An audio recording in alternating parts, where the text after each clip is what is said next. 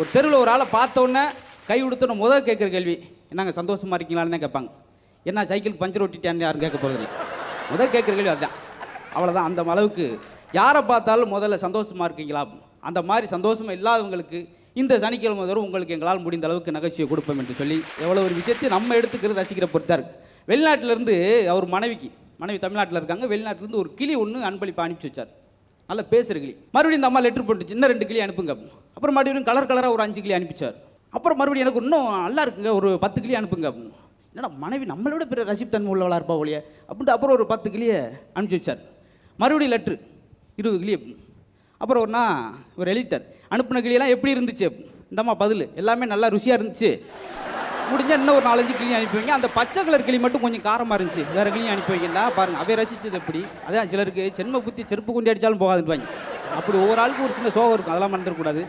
இன்றைக்கி உள்ள சூழ்நிலை ஒரு நகைச்சுவை எப்படி பரிணாமங்களை தாவி போகுது, துள்ளி குதிச்சு ஓடுது அப்படின்றதுக்கு. இப்போ எல்கேஜியில் தான் ஃபஸ்ட்டு ஸ்கூலில் சேருவோம்.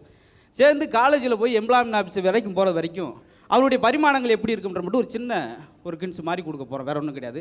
பொதுவாக ஸ்கூலில் எல்கேஜி பையில சொல்லிக்க பெருமையாக, என் பையெல்லாம் ஸ்கூலில் மணி அடித்தோடனே வீட்டுக்கு வந்துடுவான். அப்படிலாம் இல்லை, என் பையன் திருப்பி அடிக்காமல் வரவே மாட்டான். அவன் ஒரு பெல்ல சொல்லிக்கிட்டு இருக்காரு, அவன் மணின்ற பையில சொல்லிக்கிட்டு இருக்காரு. மாங்குன்னு சில நேரம் பேசினா அன்றைக்கி ஒரு ஆள் தெருவில் ஓடிருக்காரு.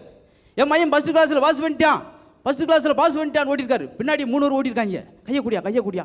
இந்த கலிகாலத்தில் ஃபஸ்ட்டு கிளாஸில் பாஸ் பண்ணிட்டானா, அடுத்து என்ன செய்ய போகிறீங்க, செகண்ட் கிளாஸில் சேர்த்து விடலாம்ன்றதை என்னுடைய நோக்கம் அப்படின்ட்டுருக்கான்.